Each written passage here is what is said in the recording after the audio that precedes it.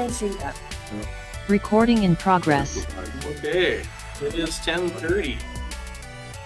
Welcome everybody to the Planning Committee for the Kahlon Regional District. It is Wednesday, September 4th. Holy already. Call the meeting to order and acknowledge that we're meeting on the traditional lands of the Tla'amin Nation. The first order of business is approval of the agenda. So moved. Mover, Gisborne, seconder, Director McCormick. Any discussion? Yes. Yeah. Happy to adopt the agenda. I do recall making a notice of motion about updating the area BOCP at last month's planning committee. It's not before us today, but that's okay. There's many ways to move forward with housing policy reform, and I'll bring something forward to an upcoming meeting. Thank you for letting us know again. Any other points? Seeing none, approval of the agenda. All those in favor? Any opposed? Okay, it's carried. Adoption of the minutes. Planning committee for August 7th. Are there any errors or omissions? Seeing none, can I have a motion to adopt those minutes? Director Gisborne, Director McCormick. Any other discussion? All those in favor? Any opposed? Carried. Thank you. I don't think we have a delegation of any kind. Okay. No unfinished business. We have a few items of correspondence. We've discussed those over the last little while, and business arising from our correspondence. Okay, moving on to our first report, 8.1. So this is the update on the Savory Island planning projects. Plural. We have a recommendation here before us. Director McCormick, seconder. Director Brander, discussion. Yes, Director McCormick. Thank you, Chair. One of the things that we tried to do on the Tuxedo OCP was have people that represented different diverse groups and interests, but also geography. So I saw, you know, lots of different interests like tourism and such, but I'm just wondering, are you having people from the different areas, or are you seeking people from the different neighborhoods on Savory? Well, that's a great question. And I had a related question. Maybe we'll go to Ms. Rodden. Through the chair, I'm happy to answer that question. So there is a draft posting in the agenda package on page 52 and 53 on 37. And there are questions related to address, gender, age, interests, etc. And so through those questions, the purpose is we're seeking a diverse cross-section of the community. We don't want to have advisory committee members that are all women that live in the Mace Point area, or all men that live in the middle of the island, or, you know, whatever. We want a nice broad cross-section. So the posting and the application form address that. That answer your question, Director? Yes, thank you. You're asking like not just area A, but other people in the region? No, I meant the different, because Okay. I know there's different neighborhoods on Savory, so. Great, thank you. Any other questions, Director Gisborne? Yes. Speaking to the draft application that we have on 29 of 31, on section 5, it says I am circle 1 full-time resident, part-time seasonal resident, or I'm a visitor. And it's making me think about some feedback I heard when we did the Let's Talk Land Use, and there was someone who had pointed out that there should also be a line in there for property owners, because there might be someone who owns property, but they're not resident, they're not residing there, they're not living there. They might be, say, you know, they want to move there eventually, but as we know, when it comes to the election, someone who owns land in your riding, they can vote in your riding even if they're not a resident. So it would be good to also include that as like a fourth bullet point to say like, hey, I'm actually a landowner, and that can then be taken into account when you working, or not the working group, the advisory committee is formed.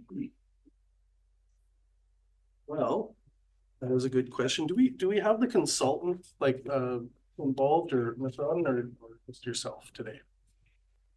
Through the chair, I am here to speak to the project. The consultant is taking the lead on the engagement strategy and materials.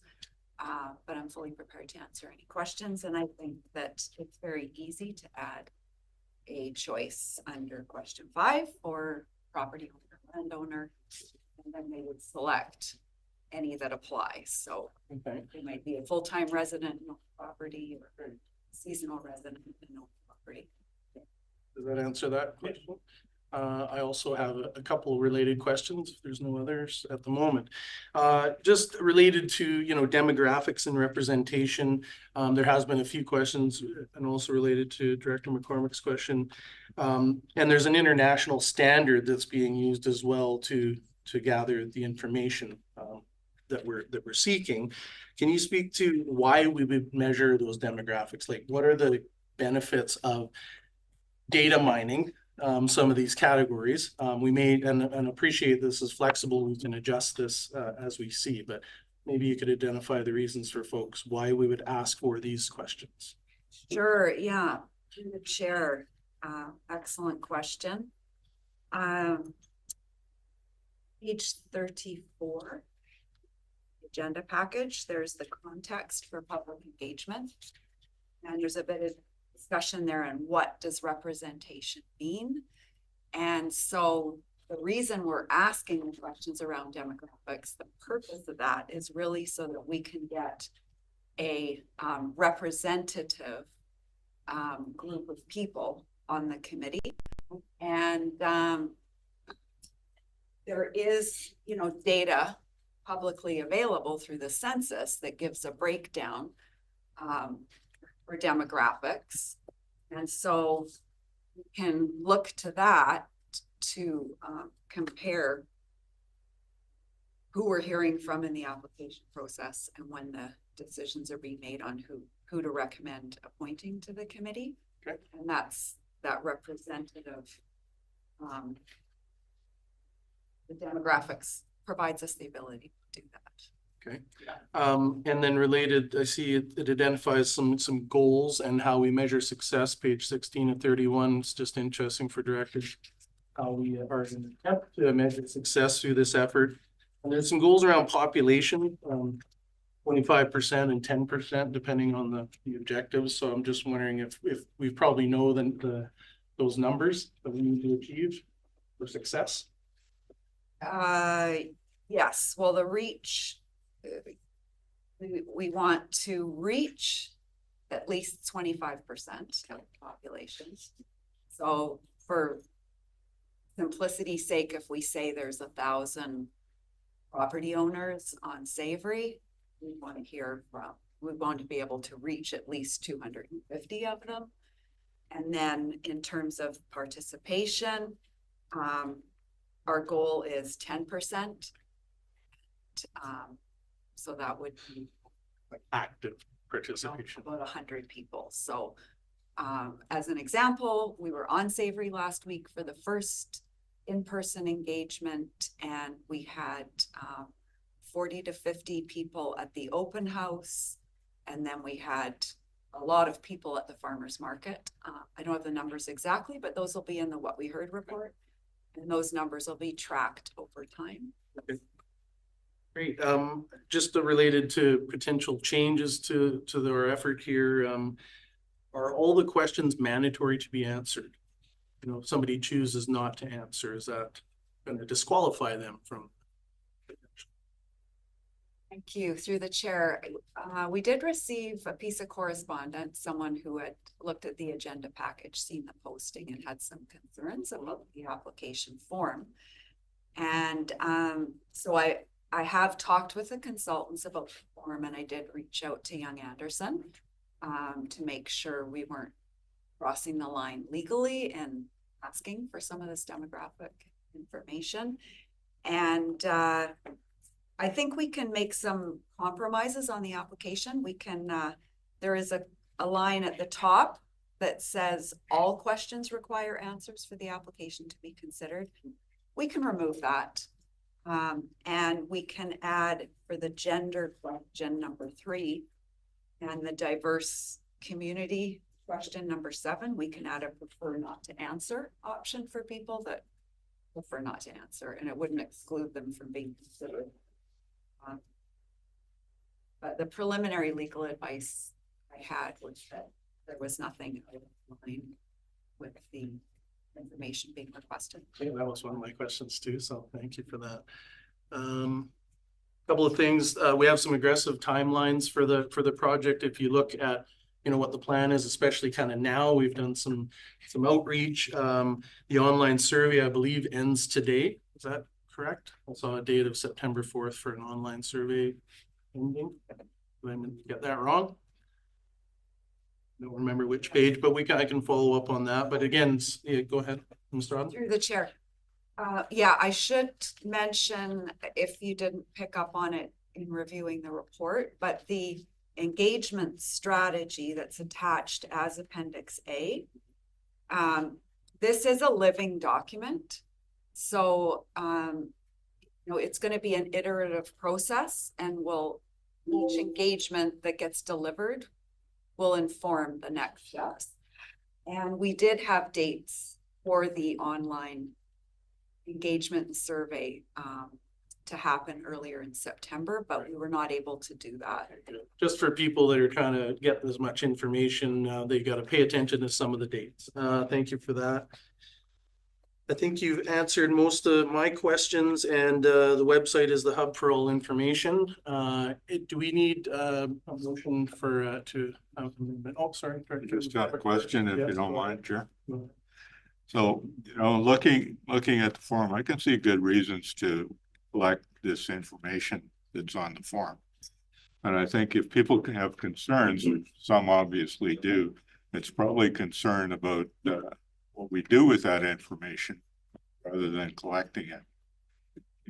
What's the intention that yourself or the consultants about sharing this information? Because you could list each applicant and all of the categories in a form and publish it on our agenda, or you could come to a conclusion about who you were going to choose and just make a statement that it was a good selection of people from the community and was diverse. How do you intend to deal with that? If we gave some kind of guarantee that this would be kept as confidential as possible, it might make more people willing to apply. That's a good question, Ms. Rob.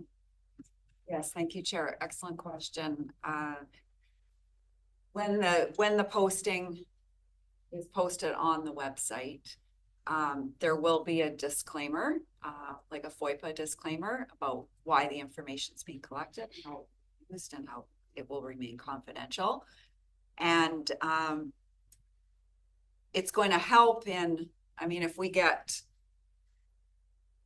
kind of unheard of, we haven't had this in other planning processes, but say we get 50 applicants and we're going to be selecting 15, right? We're going to be using this to select, and the consultant will be doing the selection, but I will bring forward a report in camera, as we have in previous planning processes, recommending who's been selected. And then the board makes the final appointment, but that all happens in camera. And then the rise and report would just provide the names of the people that have been selected. All the other information is confidential. That provides more privacy. And hopefully we do get 60 people apply. Yeah, fingers crossed. Dr. McCormick. Thank you. Quick follow-up question. I didn't see anything on the application form that referred to what part of Savory you own property on. So I'm just curious to know how you get that piece of information. And also, how many people live on Savory full-time? The magic question. And I'm just wondering, are the meetings going to be on Savory during the winter? Ms. Rodden, there's a couple of questions there, I think. Yeah, through the chair. So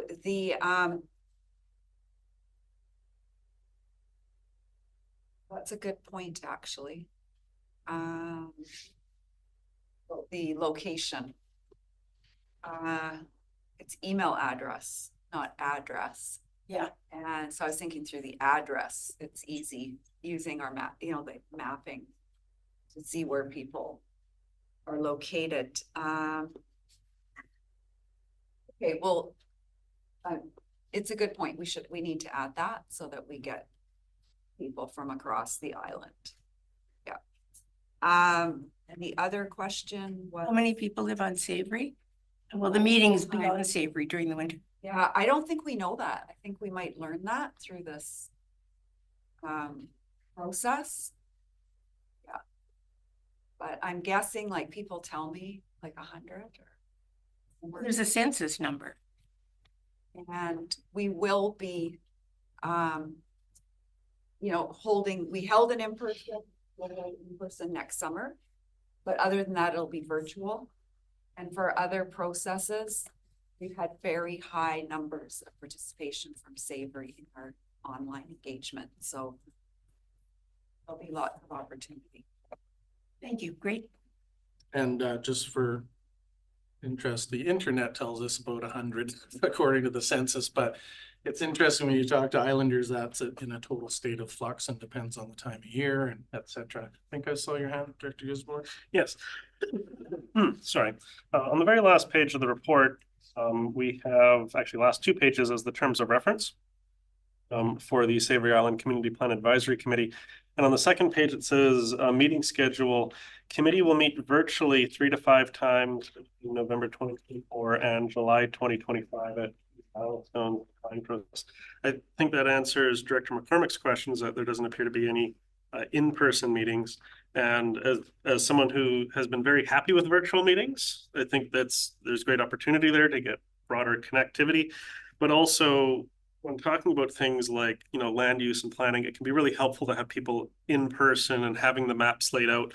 And I'm just thinking maybe the terms of reference should actually be done in a hybrid model so that folks that can't make it can attend virtually, and that those that, you know, maybe don't have great connection on Savory Island can also then participate and have like a more central area where they can, you know, rub elbows and go, well, what does this actually mean?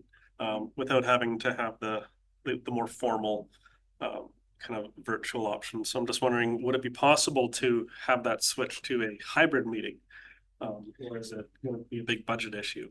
Well, we'll ask for that. I would assume that this is specifically to the committee's activity, and then there's a whole bunch of other public engagement and kind of re-meeting with the entire committee, but maybe I'll ask Ms. Ravi to have the track with that. And is there any, you know, the pros and cons to a hybrid model? Yes. To the chair, the work plan and budget for this project is for the committee meetings to be held virtually. So it would be significant cost difference if we were to do hybrid meetings, and where, I mean, we might be able to offer up doing the hybrid portion here, and staff could sit with those Islanders that may want to attend in person, but to come to the office for that. I know from my, you know, communication with folks that are saying they want to be involved, they haven't applied yet.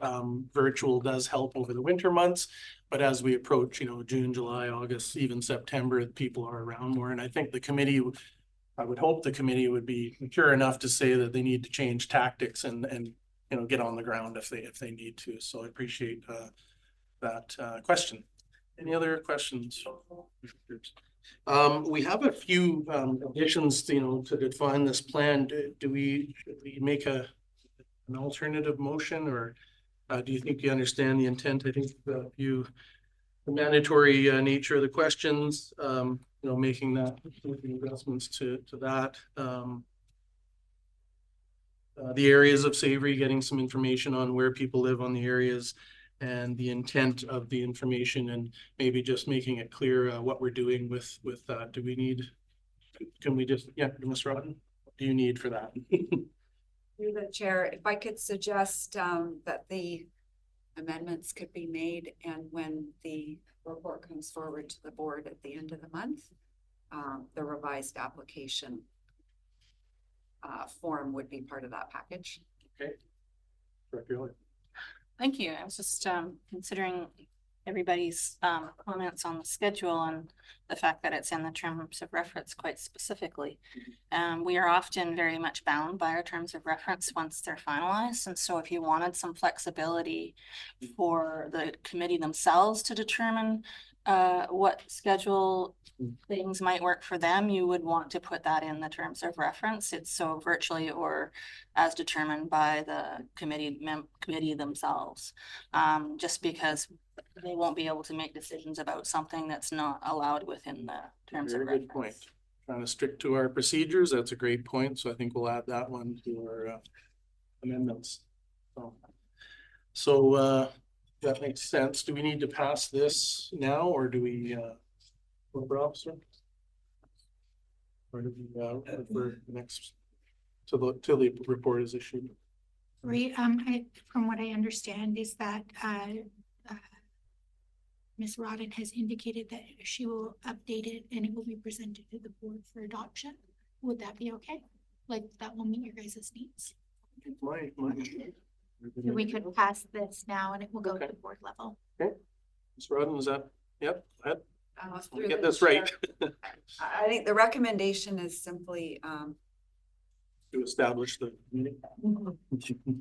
to establish the committee and to direct staff to advertise for volunteers. So if there's a change to the terms of reference, and does that, I think that might have to, that direction might have to happen now. Okay. That's fine. I've taken some notes on what our objectives are. Do you need a moment to make an amendment to this? To help me do that? Thank you. So, we could, but this doesn't address the terms of reference at all, the motion that's currently on the table. So, To advertise, we need. are you needing direction? Excuse me. That's through Ms. the Rodden. chair. Yeah, I'm not clear on what question was, to be honest. Go ahead. Yeah, no, sorry, got some in my throat.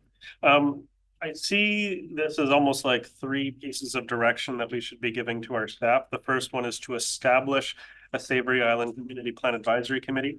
A second item of action should be that we approve a terms of reference for that committee. And then the third piece of action would be to direct staff to advertise for volunteers to make application.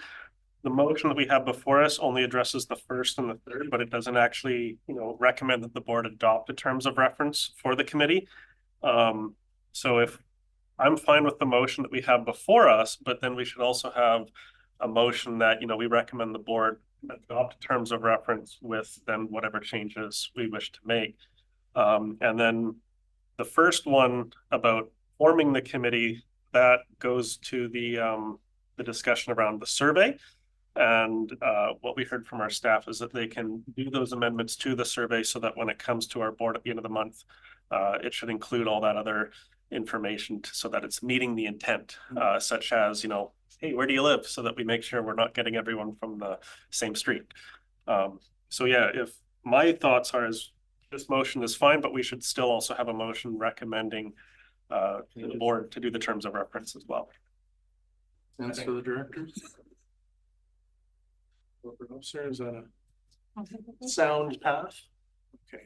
All right. Any other discussion on the recommendation in front of us? Seeing none, all those in favor? Opposed? It's carried. So now, a subsequent motion. Go ahead, Director Gibbon. Yeah, I would move that the committee recommend the board adopt the terms of reference for the Savory Island Community Plan Advisory Committee. Pardon? I think I might have missed something. At a future. Yeah, at a future one. Yeah. And they recommend the board at a future meeting. Okay, can you sure that you have that? And do we have technology now available to broadcast? Amazing. If we get a seconder. Yes, well, I will second that. Okay.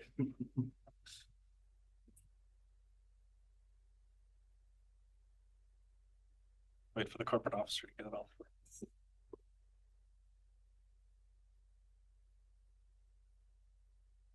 What I'm trying to type. No, Trying to recall what my,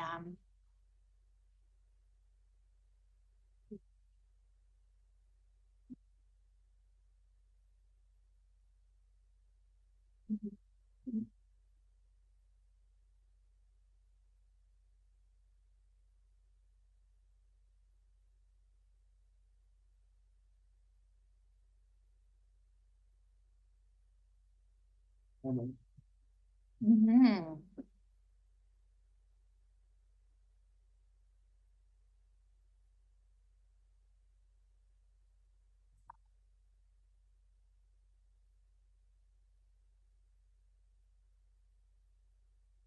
I am just looking to share it on my screen.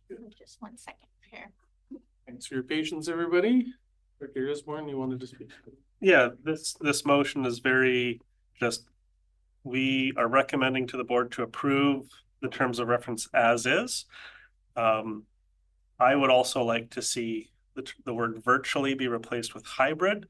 And I think that could be best handled by, putting forward an amendment. So if there's anything else in the terms of reference that any director sees that they might want to change, then I think, we can then put forward some amendments to say, that this word be substituted with that word. But this way we get the item on the floor of the terms of reference, because that's what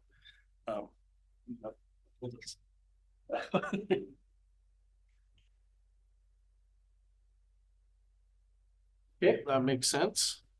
I'm just trying to get this right. Yes, so thinking process wise, it might be better to amend the terms of reference and then recommend adoption. I think this will get it. So I would move that the word virtually be substituted with hybrid.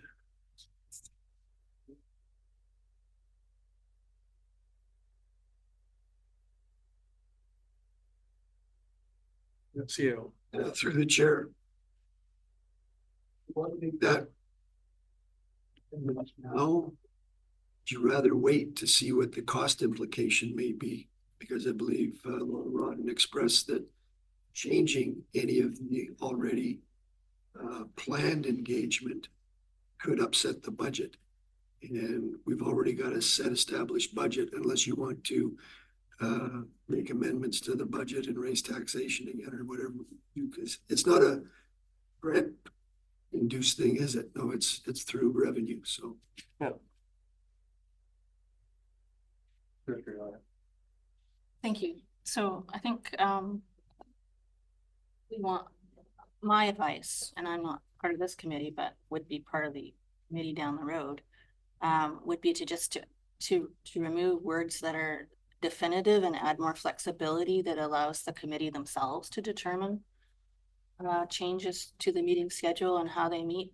And the committee could decide things after the fact for how they wish to meet, like, oh, we want a few of us to meet together on the island and go on so-and-so's computer or what have you, or we want to meet 6 times instead of 3 to 5, or whatever the flexibility that you want to give to the committee around how and when they meet. Yes.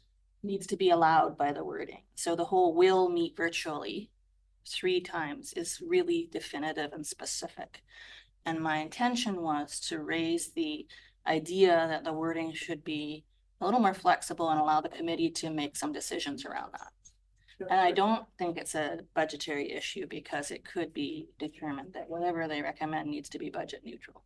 So I'm just in the interest of simplicity, because every time somebody speaks, it's getting more complicated. Yes, it is. It might be easier just to have staff bring back a revised terms of reference and application form to a future board meeting, not a committee meeting, but a board meeting. So, staff has heard all of the suggestions that have come up. They probably revise the terms of reference and the application to come close to what people are asking for. And when it comes to a board meeting, which I assume would be at the end of the month, we can see if everybody likes that or not. They can make amendments at the time if they need to, and we get it done. And I think it would help the budget and it would help certainty and give staff an opportunity to do a quick rewrite according to the stuff we've talked about today. And it might save everybody a lot of time.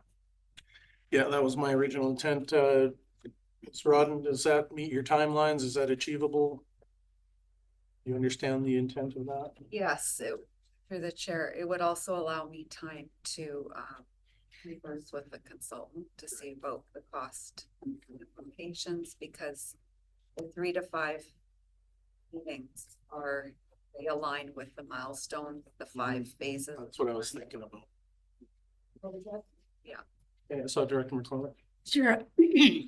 Excuse me, I would refer this motion or move to refer this motion to the meeting at which the revised terms of reference are presented. Okay, do we have a seconder for that? I just want to finish this discussion. We're on the right track. I think we'll get there. Director Gisborne. Yeah, so the amendment that's before us is virtually being substituted with hybrid.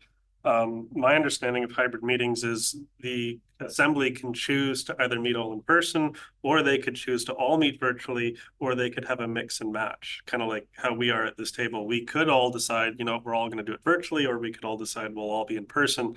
And what my understanding is, when the term hybrid is in there, I think it meets Director Elliott's point of it then becomes up to the committee of how do they want to meet. And if we're having a hybrid meeting, I don't think that the consultant has to necessarily be there in person. They can be virtually as well, as, you know, when we're having delegations from Ministry of Health or things like that, they can be virtual, and it's no big challenge.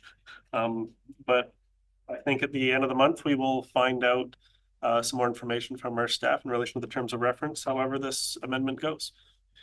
So Corporate Officer, maybe you can help me out here. If we defeat this, then we can make a motion to. Did we have a seconder for the amending to hybrid? No. Yes, yeah. Yes, I did.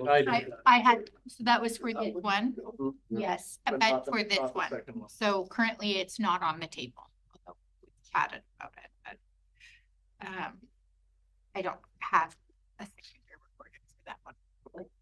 Well, I'm going to put myself on the list here. I think we can vote on this matter, and then we're going, you know, I think our intent is go ahead. Oh, no, that's okay. We just have to vote on this. So my amendment was moved but not seconded, So but we talked about it. you may want to, Hold on, I'm getting it from both sides here. Okay. Yeah, thanks, Chad. Before we vote on anything, I would just like to know exactly what. Okay. What do you got? I think like the best, because what I can recall happening is that the motion got moved and a question was asked by the CAO about budget considerations. I think it may be best to ask if anybody would like to second it.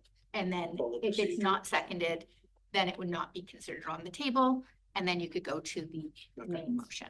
Okay. So do we have a seconder for the amendment? Sure.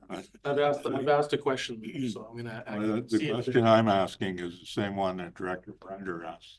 You're saying would somebody second it? I'm asking what it is you're asking to second, because I see you and the corporate officer pointing at screens that we can't see. So currently I have the terms of reference for the Savory Island Community Plan Advisory Committee be amended to strike out virtually and insert hybrid. Can we put it up? Yeah. Okay.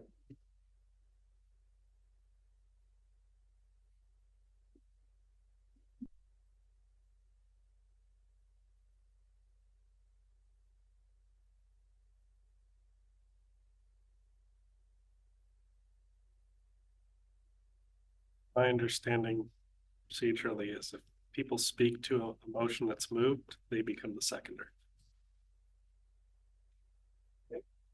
My understanding. Refer to the corporate officer on this one. Thank you, Chair. Often that is considered, like that's how it would be recorded. I just procedurally in this case, as it was a staff member who spoke to it, I just think it might be better to ensure that people know that I can't record the AOS. The CO is the first to speak to it. The other person, all the people who have spoken to it so far are not part of the committee.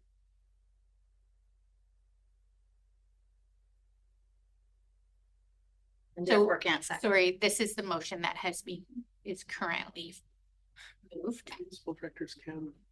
Okay, so back to business here. I got it before us. Let's have a look. What we're talking about is the amendment, second part. We have a seconder for that. Seeing no hands, we'll strike that. And go back to the original. Thank you. Yes, thank you. And so let's put it up again so that everybody's clear on this one.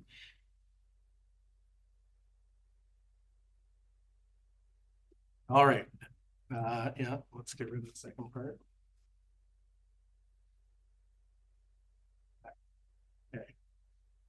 So we've had a couple of rounds of discussion on the original.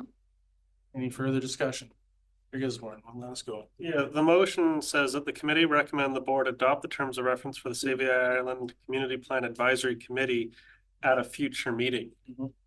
At a future meeting of the board or a future meeting of the committee, because a lot of our other motions, it's just the committee recommend the board.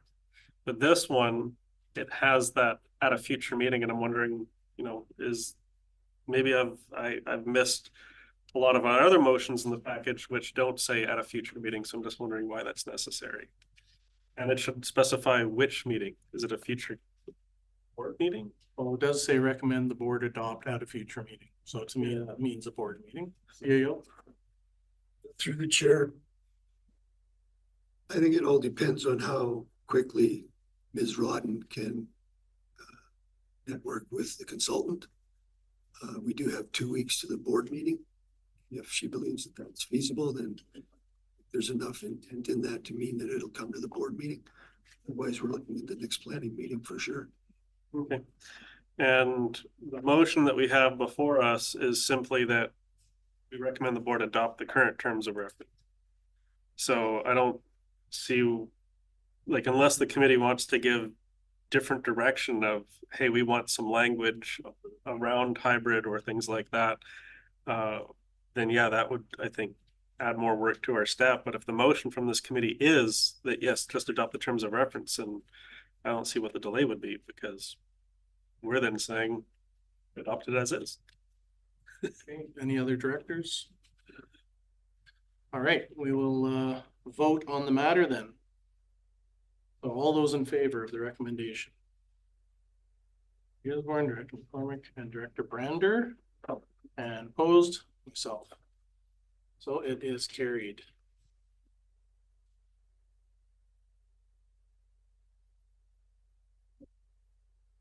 I suppose. Yes. Yeah. I should say myself opposed. So now, I guess my question is to accomplish our amendments to the terms of reference. Do I need to make a motion? So, no. DOR will come back to the next meeting. Just double checking from the round and about. Okay. Moving on finally to 8.2, Squamish Lillooet Regional District Bylaw Referral. We have a recommendation with no objections. Yes, Director. I'll move the McCormick, moving. We have a seconder, Director Bradford. Thank you. Any discussion? My notes say it's pretty straightforward, and it's their obligation to check in with neighboring RDs, and we've done so. There's some minor amendments, so good on them. Any other further discussion? No. All those in favor? None opposed. It's carried. Thank you. 8.3 is a provincial referral. Yes, Director Brander.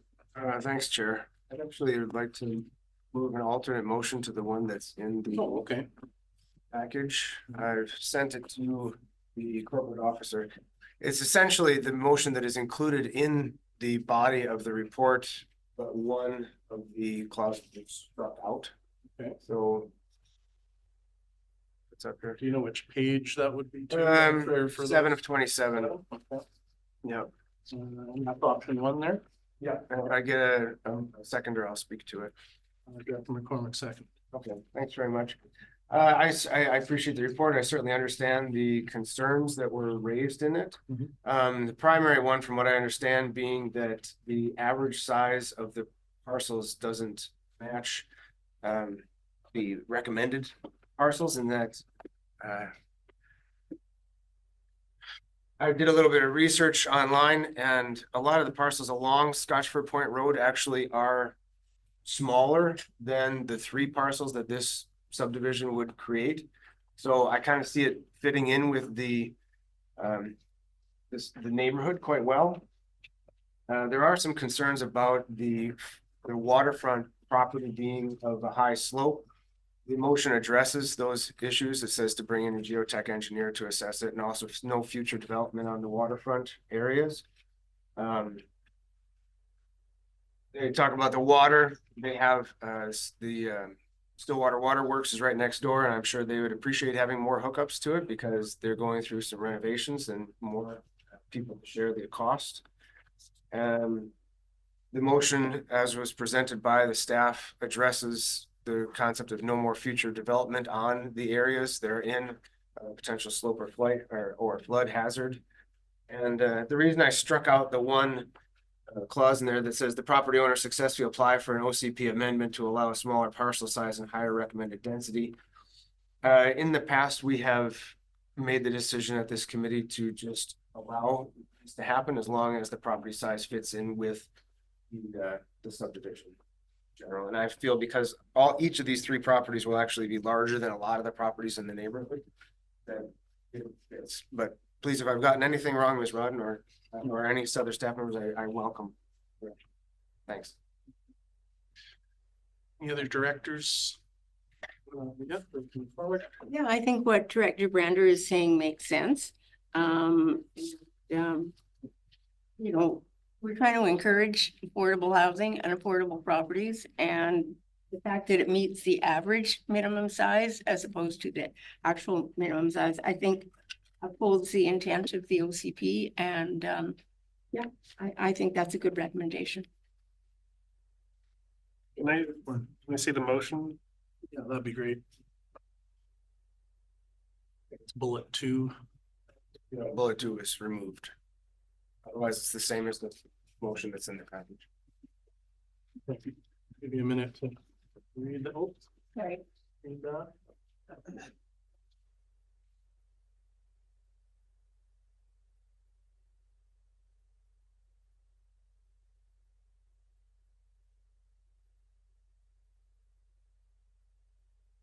okay.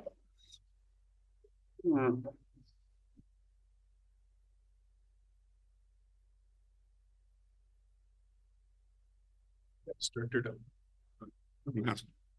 Asking way more questions at this meeting than I usually. Fine, go ahead. I'm in a curious mood today. That's fine. So I wonder if staff could enlighten me about why they included bullet 2 in the options in the report. Ms. Rodden. The chair. First, I'd like to say that professionally, I think the alternative motion that has been suggested works. And staff did go back and forth on that second bullet. Legally, there is no requirement to amend an OCP because it's not a regulatory document. And so I think it's fine to remove that. But I will say that the reason, staff highlighted, I think it's because the inconsistency with the density. The average parcel size, not such a big deal. As Director Brander rationale, since it's been done in other areas. But the density currently, there's 2 dwellings on the parcel. It measures 1.65 hectares. And under the OCP, the recommended density is 1 dwelling per hectare. And so it already exceeds the density in the bylaw. And creating the 2 new parcels will introduce another 2 dwellings. And so the density will double. And that was why we put that condition in there. But legally, like I say, it's not a requirement. And we did also include in the report, there's a reference to the Vancouver Coastal Health minimum parcel size for properties on a community water system, and it's 0.2. So under their subdivision guideline, it would be that. So that answer the question. Yeah, I just, I would, when I was reading it and thinking about why that suggestion would be there, if it strengthens the official community plan for future reference. Yeah. If you're requesting that this landowner, make an application to amend the OCP, then you can explain later why we're denying other people a similar application.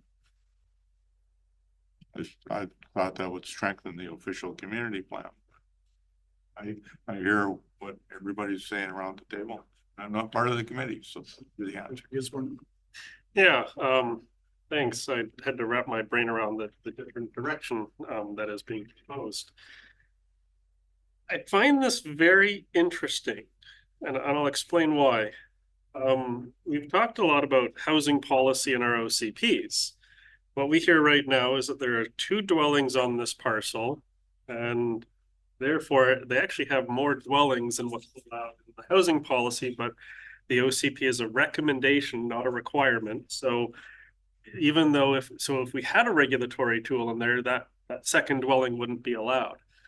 But by drawing 2 lines on a map, it doesn't physically change the property. Just subdividing it as government drawing lines on a map is going to allow them to not just get, 1 more dwelling unit, but to actually get 2 more dwelling units. And this is a big challenge when it comes to the discussion around density. Are we talking about the density of people, the density of dwelling units, or the density of parcels? Because it seems that what we end up talking about for increasing housing and increasing density is just increasing the number of parcels. And yes, it's a community water system, but as I understand it, it's operated by a private water system, and well, is in the Got That Living for September, there's some very serious issues going on with their water system that's out of our wheelhouse. But when you have a larger property, they have the option to say, you know what, we don't want to be part of your water system. We can go on our own route. But once you do the subdivision, you can't, go off on your own. So this OCP, this subdivision application, it doesn't meet our guidelines around, minimum lot size and number of dwellings. And I actually agree with the original recommendation, which is to ask for an OCP amendment. And I also agree with Director Brander. There's a lot of other a lot of other parcels that are smaller than that minimum lot size in existence. And I would point out that if you take a look at Savory Island, there are tons of parcels over there that are smaller than what would ever be allowed nowadays. And even talking to professionals, they go, yeah, that was done way back in the day. And it's a headache when you end up creating a bunch of small parcels that are smaller than really what is supposed to be the allowable amount in the official community plan. That's why these are living documents. That's why we upgrade them. So I don't like the proposed subdivision, because one of the other issues I've seen is, and please correct me if I'm wrong, is Lot A on both sides of Scotch Fir Point Road. Because I see that hook. Page 10 of 20. Yeah.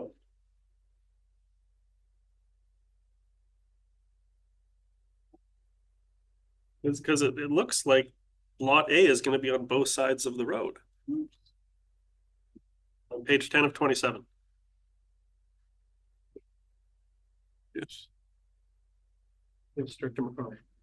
Yeah, Chair, I'm looking at the map on page 10, and it looks like Lot A is on one side of Scotch Fir Road, and B and C are on the other side.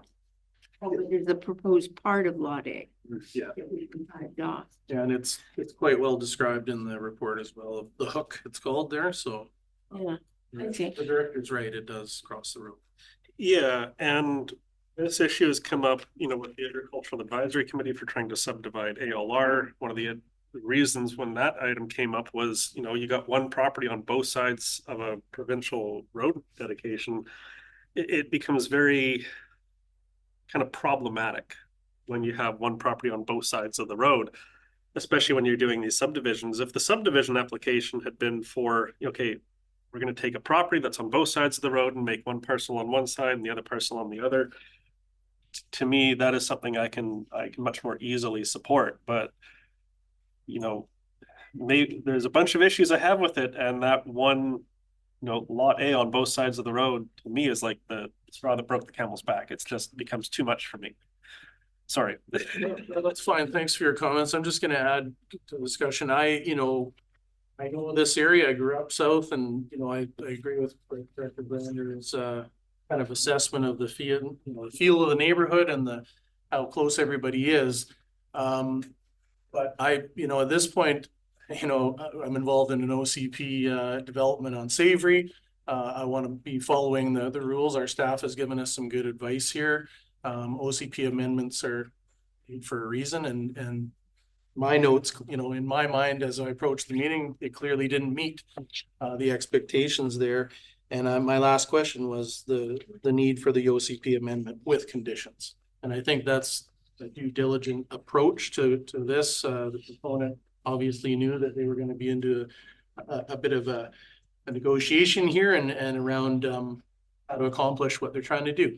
I think the staff reports identified some of the flood risks over the next while and slope stability and some really relevant issues. And finally, Vancouver Coastal Health and relevant agencies for water and septic are going to be hugely impactful. And as long as we meet those, satisfied on that end of things. But at this point, I'm not prepared to support the removal of that.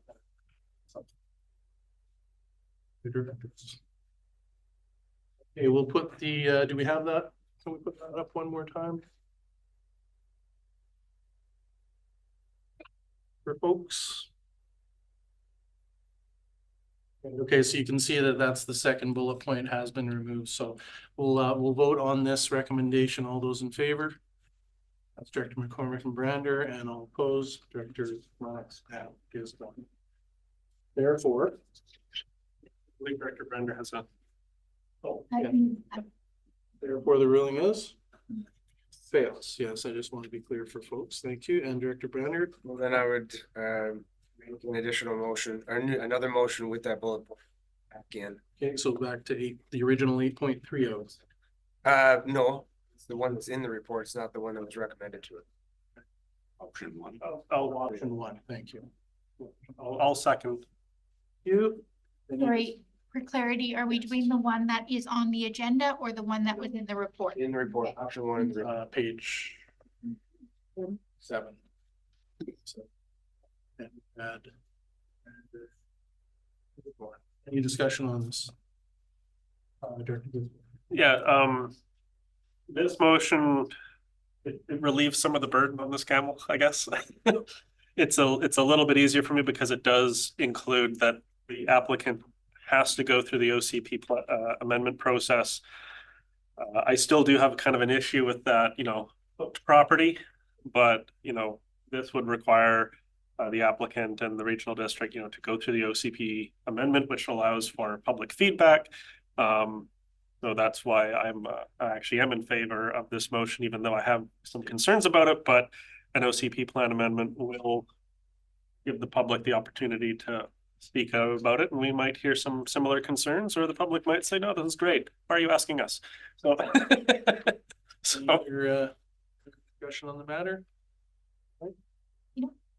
Oh, you were going to say something. Just wanted to make sure that this is what 30. Yes. Thank you. All right, all those in favor of the recommendation? Carried. Not opposed. Thank you. We're on to new business. New business. All right, question period. Mr. Glinski, are you out there? Yes, Chair, I am out here indeed. Thanks for the opportunity. I don't have any questions this morning. Thank you. Any questions from the gallery? Great. No in-camera session. We are adjourned. Thanks. Nice place. We actually got a member of the public attending our meeting. Yeah, that was.